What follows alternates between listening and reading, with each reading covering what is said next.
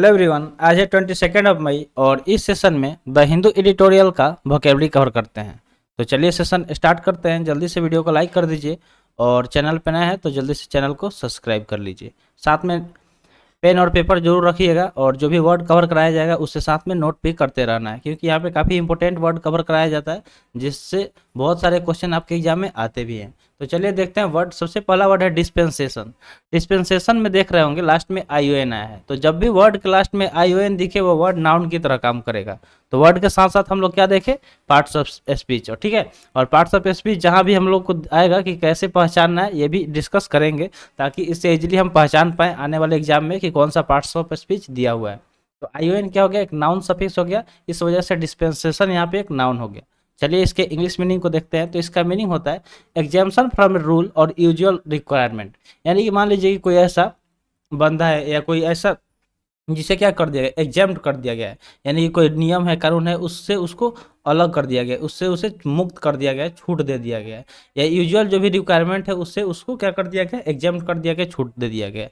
जैसे मान लीजिए कि कोई स्कूल है, स्कूल में कोई एक गरीब बच्चा है जो जिसके मतलब फैमिली उस कैपेबल नहीं है कि उसका एग्ज़ाम फ़ी, उसका स्कूल फ़ी और ट्यूशन फ़ी, बस फ़ी नहीं दे पा रहा है। तो अगर मान लीजिए कि प्रिंसिपल अगर अच्छा है, काइंड है, तो वो क्या करेगा, उसे डिस्पेंसेशन दे देगा, यानी कि उन सारे रूल से उसे मुक्त कर देगा, उससे किसी भी तरह का चार्ज नहीं लिया जाएगा। तो समझ गए डिस्पेंसेशन मतलब क्या होता है, कि उसके लिए एक अलग तरीका से व्यवस्था कर दिया गया ताकि वो अपने पढ़ाई को पूरा कर पाए।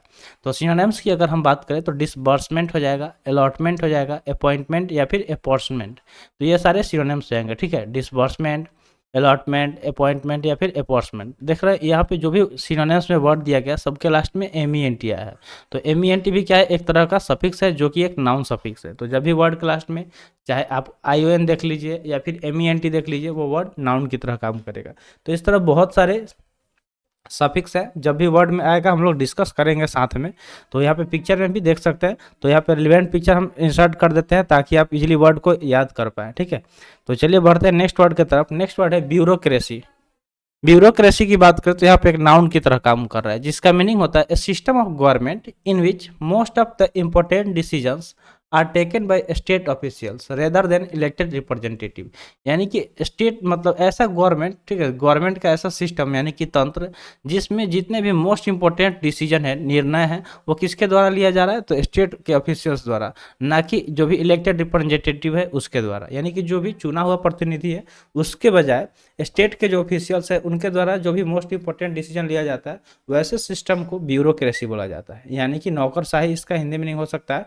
अगर सिनोनिम्स की बात करें तो सिविल सर्विस, एडमिनिस्ट्रेशन, गवर्नमेंट या फिर डायरेक्टरेट, ये सारे सिनोनिम्स आएंगे, ठीक है, जिसका मीनिंग क्या होता है, नौकरशाही। तो आई होप आपको समझ में आ गया होगा ब्यूरोक्रेसी।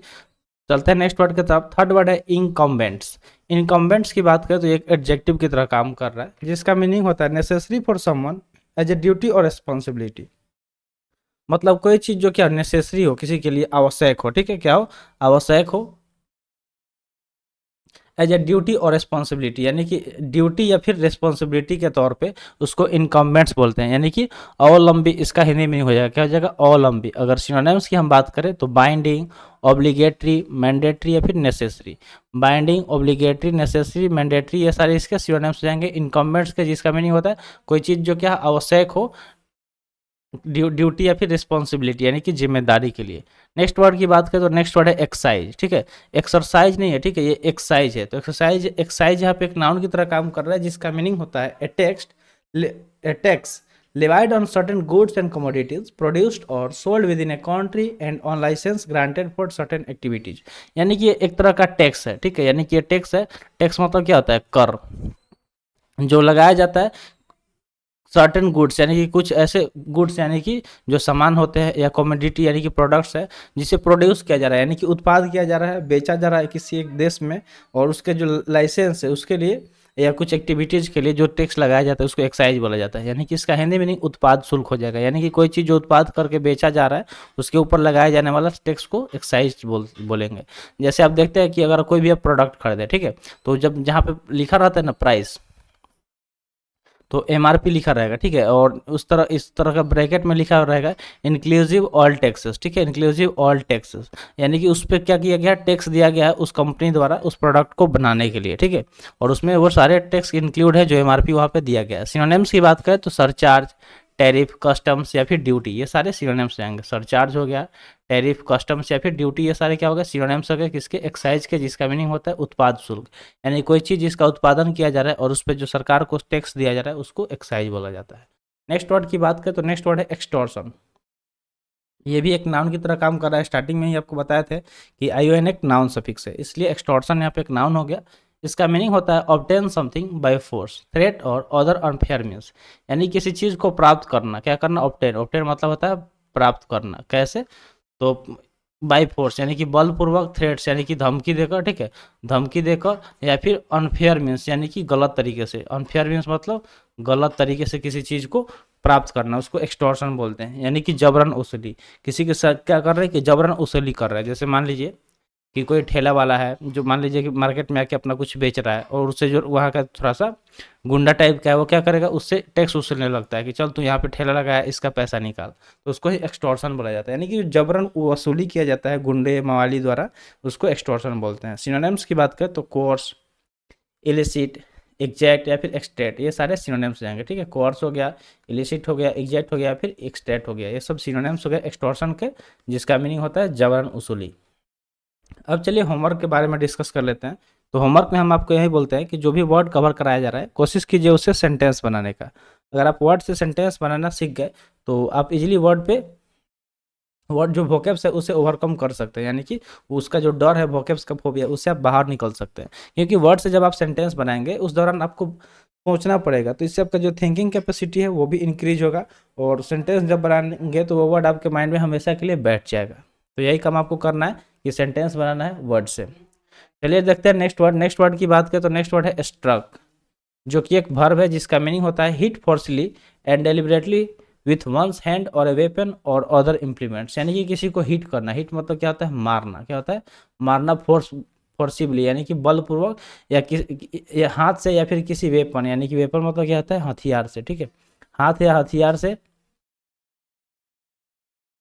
किसी को मार देना, ठीक है, किसी को मार देना उसको बोलते हैं स्ट्रक, यानी कि टकरा गया, टकरा गया, किसी को मतलब टक्कर मार देना हाथ से या फिर किसी हथियार से, उसको स्ट्रक बोलेंगे। अगर सिनोनिम्स की बात करें तो बैंग, बीट, हिट या फिर पाउंड हो गया, ठीक है। बैंग, बीट, हिट या फिर पाउंड, ये सब सिनोनिम्स हो जाएगा। टकरा गया मतलब नहीं था कि झगड़ा कर लिया उससे, उसको मार दिया, उसको स्ट्रक बोलेंगे। नेक्स्ट वर्ड की बात करें तो नेक्स्ट वर्ड है अमेंडमेंट्स। आप पॉलिटी में बहुत बार अमेंडमेंट्स वर्ड सुने होंगे कि अमेंडमेंट्स होता रहता है जो कॉन्स्टिट्यूशन है हमारा।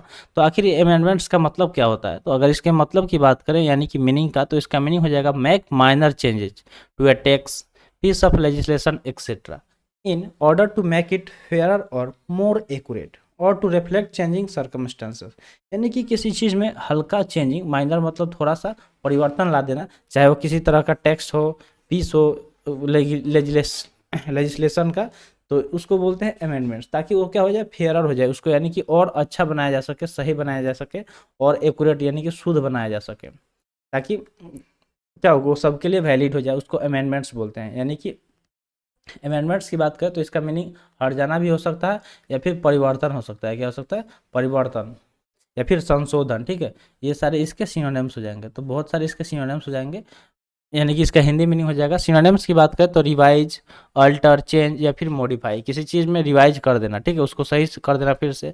अल्टर मतलब परिवर्तन करना, चेंज मतलब बदलना, मॉडिफाई कर देना, उसको ठीक ठाक कर देना, उसको अमेंडमेंट्स बोलते हैं। नेक्स्ट वर्ड की बात करें तो नेक्स्ट वर्ड है पर्टेनिंग, जो कि एक नाउन की तरह काम कर रहा है।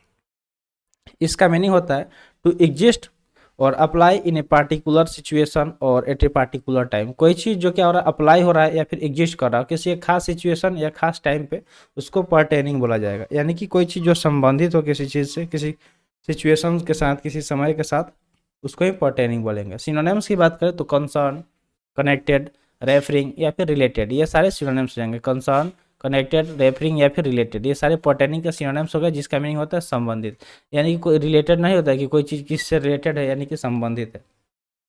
जैसे मान लीजिए कि ये जो वीडियो है ये क्या है, इंग्लिश से रिलेटेड है, वोकेब से रिलेटेड है, तो इस तरह आप इसको बोल सकते हैं कि पर्टेनिंग। नेक्स्ट वर्ड की बात करें तो नेक्स्ट वर्ड है डिलेइंग। डिलेइंग की बात करें तो एक वर्ब है। जैसे आप मैच में अक्सर सुनते होंगे कि जब बारिश होने लगता है तो मैच को डिले कर दिया जाता है, यानी कि डिलेइंग वही उसका ही वर्ब फॉर्म है, ठीक है। डिलेइंग का इसका मीनिंग होता है मेक समवन और समथिंग लेट और स्लो, यानी किसी चीज़ को लेट कर देना, धीमा कर देना या रोक देना, उसको बोलते हैं डिलेइंग, यानी कि विलम्ब कर देना। क्या हो जाएगा? विलम्ब इसका हिंदी मीनिंग हो जाएगा। सिनोनिम्स की बात करें तो डिटेन, रिटार्ड, हिंडर या फिर हैम्पर हो जाएगा, ठीक है। डिटेन हो गया, रिटार्ड हो गया, हिंडर या फिर हैम्पर, ये सारे सिनोनिम्स हो जाएंगे, ठीक है। ये सब क्या हो जाएंगे? सिनोनिम्स हो जाएंगे डिलेइंग के। तो जल्दी से इसको नोट कर लीजिए। नेक्स्ट वर्ड की बात करें तो नेक्स्ट वर्ड है डिस्पाइट, जो कि एक प्रीपोजिशन की तरह काम कर रहा है। डिस्पाइट के बदले एक और वर्ड यूज होता है इन स्पाइट, ठीक है। इन स्पाइट, लेकिन जब इन स्पाइट हम लोग यूज करते हैं तो उसके साथ ऑफ आता है, और डिस्पाइट के साथ अगर सेंटेंस में ऑफ दे देगा तो वो गलत हो जाएगा। तो ये आपको ध्यान में रखना है, ये ग्रामर का रूल है, ठीक है। ये ग्रामर का रूल है। तो चलिए इसका मीनिंग देखते हैं। तो इसका मीनिंग होता है विदाउट बीइंग अफेक्टेड बाय, यानी कि कोई चीज़ जो मतलब क्या बिना इफेक्ट किए हुए कोई चीज़ हो रहा है उसको डिस्पाइट बोलते हैं, यानी कि बावजूद इसका हिंदी मीनिंग हो जाएगा, ठीक है। क्या हो जाएगा? बावजूद। अगर सिनोनिम्स की बात करें तो not with standing, in spite of, even with या फिर रिगार्डलेस ऑफ, ये सारे सिनोनिम्स हो जाएंगे। यहाँ पे आप पिक्चर में देख रहे होंगे कि पिक्चर में इसका क्या है? पैर डैमेज है, फिर भी ये क्या कर रहा है? दौड़ रहा है। यानी कि इसको ऐसे बोल सकते हैं कि पैर टूटने के बावजूद भी ये क्या कर रहा है? रनिंग कर रहा है, दौड़ रहा है। यानी कि ये डिस्पाइट हो गया। डिस्पाइट मतलब क्या हो गया? बावजूद हो गया। तो ऐसे ही आप वर्ड को रिलेट कीजिए पिक्चर के साथ, तब जल्दी से आसानी से याद हो जाएगा। तो चलिए अब थोड़ा सा हम लोग अनअकैडमी के बारे में डिस्कस कर लेते हैं। तो अनअकैडमी एक ऐसा प्लेटफॉर्म है जो तैयारी कराता है वेरियस कॉम्पिटिटिव एग्जाम का।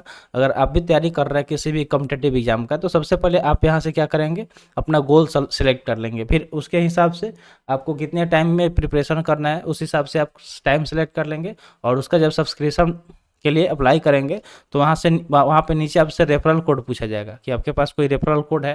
तो जब आप +FP 175 अप्लाई करेंगे तो आपको यहाँ पे मैक्सिमम डिस्काउंट मिलेगा, ठीक है। जितना भी मतलब ऑफर में चल रहा होगा उतना डिस्काउंट आपको मिल जाएगा। तो अगर आप लेना चाहते हैं सब्सक्रिप्शन तो जल्दी से जाके ले लीजिए। तो चलिए आज के लिए इतना ही। आज का सेशन यहीं पर समाप्त हुआ। सेशन कैसा लगा कमेंट सेशन में ज़रूर बताइएगा। तो मिलते हैं फिर अगले वीडियो में। Thanks for watching. जय हिंद।